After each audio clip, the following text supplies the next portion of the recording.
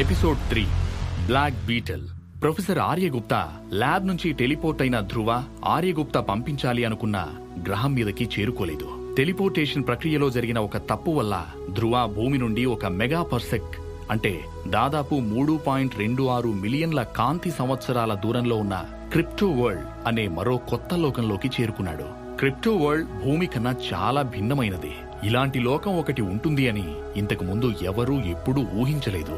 అక్కడ మనిషి ఎన్నో ఏళ్లు కష్టపడి సాధించిన అభివృద్ధి, విజ్ఞానం ఎందుకు పనికిరానివిగా మిగిలిపోయాయి. అక్కడ అణ్వాయుధాలు మరియు మిసైల్స్ లాంటివి ఏవి పనిచేయవు. మెషిన్ గన్ కన్నా కూడా ఒక పదునైన కత్తే అక్కడ ఎక్కువగా ఉపయోగపడుతుంది. ఇంకా చెప్పాలి అంటే శాస్త్ర విజ్ఞానంతో మనిషి కనుగొన్న ఎలాంటి వస్తువు అక్కడ పనిచేయదు.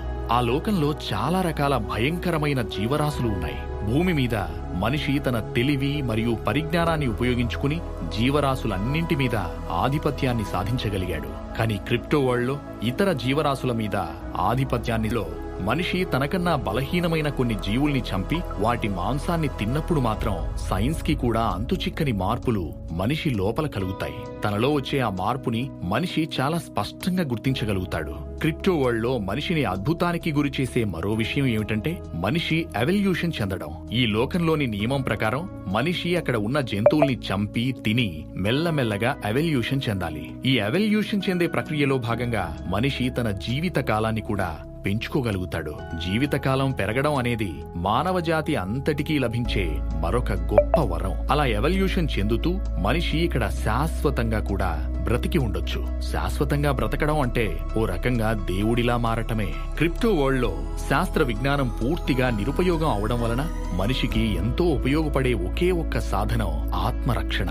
ఆత్మరక్షణ విద్యే మనిషిని మిగతా జంతువుల నుండి ప్రాణాలు కాపాడుకునేలా చేయగలదు. కానీ బాధపడాల్సిన మరో విషయం ఏమిటంటే ఆధునికత మూలంగా మనిషి ఆత్మరక్షణ కోసం నేర్చుకునే విద్యలు అన్నీ కూడా దాదాపుగా మరుగున పడిపోయాయి. దానివలన క్రిప్టో వరల్డ్ లోకి వెళ్లిన మనుషులు చాలా ఇబ్బందులు, కష్టాలు పడాల్సుంటుంది. ఆ లోకంలోకి ముందుగా వెళ్లిన చాలా మంది మనుషులు కలిసి ఎప్పటి నుండో మన పూర్వీకులు నేర్పిస్తూ వచ్చిన అన్ని రకాల ఆత్మరక్షణ విద్యని అక్కడి పరిస్థితులకు అనుగుణంగా చాలా మార్పులతో మరింత పటిష్టంగా తయారు చేశారు. ఆత్మరక్షణ విద్యల్ని నేర్పించడానికి అక్కడ మార్షల్ ఆర్ట్స్ ట్రైనింగ్స్ కూడా స్టార్ట్ అయ్యాయి. క్రిప్టో వరల్డ్ లో మనిషి సర్వైవ్ అవ్వాలి అంటే ఖచ్చితంగా ఆత్మరక్షణ విద్యను నేర్చుకోవాల్సిందే. క్రిప్టో వరల్డ్ లో మనిషి సర్వైవ్ అవ్వడానికి ఉపయోగపడే వాటిలో మార్షల్ ఆర్ట్స్ తో పాటు మరో ముఖ్యమైన అంశం బీస్ట్ సోల్. క్రిప్టో వరల్డ్ లో మనిషి ఏదైనా ఒక జీవరాశిని చంపగలిగితే ఆ జీవి చనిపోయాక పవిత్ర ఆత్మను పొందుతుంది. అలా ఆత్మను పొందే ప్రక్రియలో భాగంగా ఆ జీవిని చంపిన వ్యక్తికి బీస్ట్ సోల్ లభిస్తుంది. బీస్ట్ సోల్ అనేది చాలా రూపాలలో మనిషికి లభిస్తుంది. అది తన కోసం పోరాటం చేసే మరో మనిషిలా ఉండొచ్చు, రక్షణ కోసం వాడే ఓ రక్షణ కవచంలా అయినా ఉండొచ్చు, చివరికి ఏదైనా ఒక ఆయుధం రూపంలో కూడా ఉండొచ్చు. మనిషి సాధించిన బీస్ట్ సోల్ ని బట్టి అది ఒక్కొక్క విధంగా ఉపయోగపడుతుంది. అందులో కొన్ని బీస్ట్ సోల్స్ మనిషి జంతువుల రూపంలోకి మారడానికి ఉపయోగపడతాయి. కొన్ని బీస్ట్ సోల్స్ పక్షుల రూపంలో, ఇంకొన్ని బీస్ట్ సోల్స్ మట్టిని తొలచుకుని వెళ్లే పురుగుల్లా కూడా మనిషికి ఉపయోగపడతాయి. ధ్రువ క్రిప్టో వరల్డ్ లోకి టెలిపోర్ట్ అయ్యి 3 నెలలు పూర్తయింది. సహజ సిద్ధంగా ఏర్పడిన ఒక లోయ అంచు భాగంలో ధ్రువ నల్లని దుస్తులు ధరించి చేతిలో డాగర్ పట్టుకుని ఓ పెద్ద రాయి మీద నిలబడి ఉన్నాడు. ధ్రువకి ఎదురుగా ఒక భయంకరమైన బ్లాక్ బీటల్ ఉంది. అది చూడటానికి లోహపు పూతతో పీతకి, హెర్క్యూల్ బీటల్ పోలికలకి మధ్య రకంగా ఉంది. ధ్రువ తన చేతిలోని డాగర్ తో చాకచక్యంగా బీటల్ వీపు పైన బలంగా ఓ వేటు వేశాడు. కొన్ని క్షణాల వరకు అది కొన ఊపిరితో కొట్టుకుని చనిపోయింది. వెంటనే దాని వీపుపై ఉన్న డిప్పను పక్కకు తీసిపడేసి చర్మాన్ని రెండుగా చీల్చాడు. అందులో చూడటానికి లేత కొబ్బరిలా తెల్లగా మెత్తని మాంసం కనబడింది. ఇక ఏమాత్రం ఆలోచించకుండా ఆ మాంసాన్ని తిన్నాడు.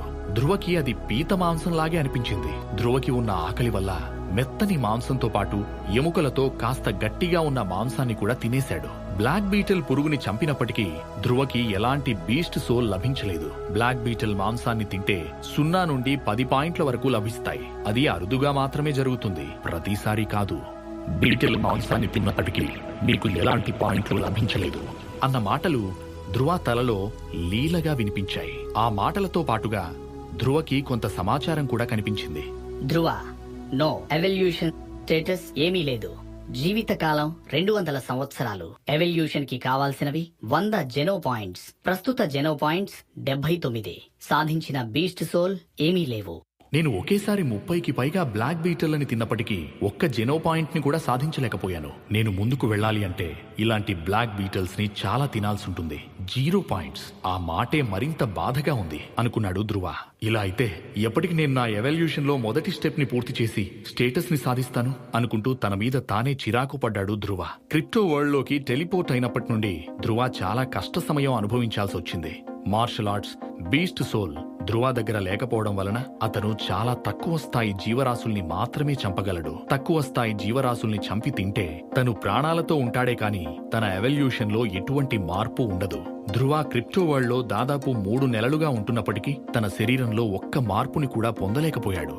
ధ్రువ దగ్గర ప్రస్తుతానికి ఆత్మరక్షణ విద్య గాని బీస్ట్ సోల్ గాని ఏమీ లేవు. ధ్రువ ఇప్పటిదాకా నేర్చుకున్న ఆత్మరక్షణ విద్య మార్షల్ ఆర్ట్స్ స్కూల్స్ లో నేర్పించే మొదటి స్థాయి దశలో మాత్రమే ఉంది. క్రిప్టో వరల్డ్ లో సర్వైవ్ అవ్వాలి అంటే ప్రస్తుతం ధ్రువకి వచ్చిన ఆత్మరక్షణ విద్య ఏమాత్రం ఉపయోగపడే స్టేజ్ లో లేదు.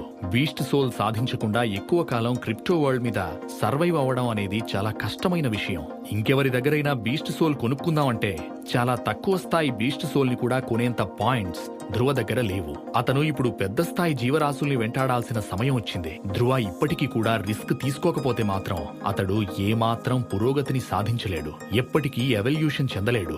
కొన్ని రోజుల ముందు ధ్రువ ఒకసారి బలమైన జీవరాశుల్లో చాలా చిన్న జీవి అయిన రాగిపళ్ల మృగాన్ని చంపడానికి ప్రయత్నించాడు. కానీ ఆ ప్రయత్నంలో దాదాపు చావు అంచుల దాకా వెళ్ళొచ్చాడు. ఆ మృగం చేసిన దాడికి ధ్రువ తీవ్రంగా గాయపడ్డాడు. ఆ గాయాల నుండి కోలుకోవడానికి అతనికి దాదాపు 1 నెల రోజుల సమయం పట్టింది. సముద్రపు అంచు భాగంలో లోయకి ఆనుకుని ఉన్న ప్రదేశానికి వెళ్లినప్పుడు లోయ అంచున ఉన్న రాయిని తాకి పైకి ఎగసిపడుతున్న అలల నుండి ధ్రువ ఒక జీవి పైకి రావడాన్ని గమనించాడు. ముందు దాన్ని చూసినప్పుడు ధ్రువ అది ఒక బ్లాక్ బీటల్ అని అనుకున్నాడు. కానీ నిజానికి అది బ్లాక్ బీటల్ కాదు. సాధారణంగా బ్లాక్ బీటల్ యొక్క కనుగుడ్లు నలుపు రంగులో ఉంటాయి. ధ్రువ చూసిన ఆ బీటల్ యొక్క కనుగుడ్లు మాత్రం బంగారు వర్ణంలో దగదగా మెరుస్తూ ఉన్నాయి. ధ్రువ తన మనసులో ఇదొక బ్లాక్ బీటలే, కానీ బాస్కెట్ బాల్ అంత పెద్ద శరీరం మరియు బంగారు వర్ణం కారణంగా అది మిగతా బీటల్ల కంటే భిన్నంగా ఉంది. ఆ బీటల్ యొక్క కళ్ళు రత్నాల్లాగా మెరుస్తూ చాలా స్పష్టంగా ఉన్నాయి. జాగ్రత్తగా గమనిస్తే తప్ప అది బ్రతికే ఉంది అన్న విషయం ధ్రువకి అర్థం కాలేదు.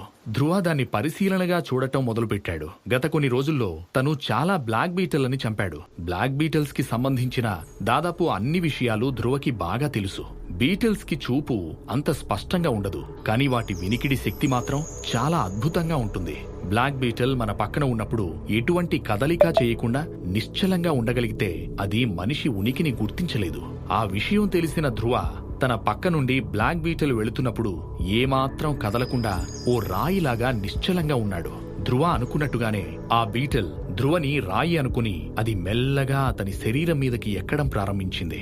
ధ్రువ ఏమాత్రం భయపడకుండా అలాగే కదలకుండా ఉన్నాడు. ఎప్పుడైతే ఆ బీటల్ తన చేతికి దగ్గరగా వచ్చిందో మెరుపు వేగంతో జీవిని చంపడం అనేది అంత సాధారణమైన విషయం కాదు. క్రిప్టో వరల్డ్ లోకి అడుగు పెట్టాక మొదటిసారిగా ధ్రువ ఒక పవిత్ర రక్తపు జీవిని చంపి బీస్ట్ సోల్ ని పొందాడు. ఇప్పుడు ధ్రువ బీటల్ యొక్క మాంసాన్ని తిన్నట్లయితే తనకి పవిత్రమైన జెనో పాయింట్లు లభిస్తాయి. ధ్రువ ఆ మాంసాన్ని తిందామనుకునే లోపే తనకి ఒక అనుమానం మొదలైంది. ఇలాంటి బీటల్ యొక్క మాంసాన్ని తానెప్పుడూ తినలేదు. జెనో పాయింట్స్ లభిస్తాయని ఈ మాంసాన్ని తింటే ఒకవేళ ప్రాణాలకి ఏదైనా ప్రమాదం జరిగితే తాను ఇక్కడే చనిపోతే భూమి మీద తన కోసం ఎదురు చూస్తూ ఉన్న మా అమ్మ చెల్లెలు పరిస్థితి ఏంటి అనుకున్నాడు ధ్రువ. అలా కాసేపు ఆలోచించాక ధ్రువ మనసులో నేనిక్కడ సర్వైవ్ అయితేనే తిరిగి మా అమ్మ చెల్లిని కలుసుకోవడానికి భూమి మీదకు వెళ్ళగలను. నేను ఎవల్యూషన్ చెంది అన్ని దశలను దాటగలిగితేనే నాకు భూమి మీదకు వెళ్లే అవకాశం లభిస్తుంది. అందుకు నాకు జెనో పాయింట్ల అవసరం చాలా ఉంటుంది. నేను ఈ మాంసం తిన్న తర్వాత ఏం జరిగినా ఇక దేవుడిదే భారం అనుకున్నాడు ధ్రువ. ధ్రువ వణుకుతున్న చేతులతో బీటల్ యొక్క పైన ఉండే షెల్ ని తన బాకుతో తొలగించాడు. ఆ బీటల్ యొక్క మాంసాన్ని భయంగానే తీసుకుని కొంచెం కొంచెంగా తిన్నాడు. బ్లాక్ బీటిల్ యొక్క మాంసం ఒక జెల్లీలాగా అనిపించింది. ఆ మాంసం తింటున్నప్పుడు తన లోపల అది శక్తిగా మారుతుండడం అతనికి తెలుస్తూ ఉంది.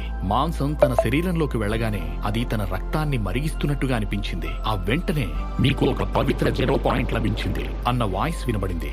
పవిత్ర జెనో పాయింట్స్ పొందడం మొదటిసారి అవడం వలన ఆ మాటలు వినగానే ధ్రువకి తన కళ్ల వెంట నీళ్లు కారాయి. ఆ క్షణం అతనికి సంతోషంతో ప్రపంచాన్ని జయించినట్టుగా అనిపించింది. కొద్ది కొద్దిగా ఆ బ్లాక్ బీటిల్ యొక్క మొత్తం మాంసాన్ని తినడం పూర్తి చేశాడు. అందుకుగాను మొత్తం 7 పవిత్ర జెనో పాయింట్లు లభించాయి.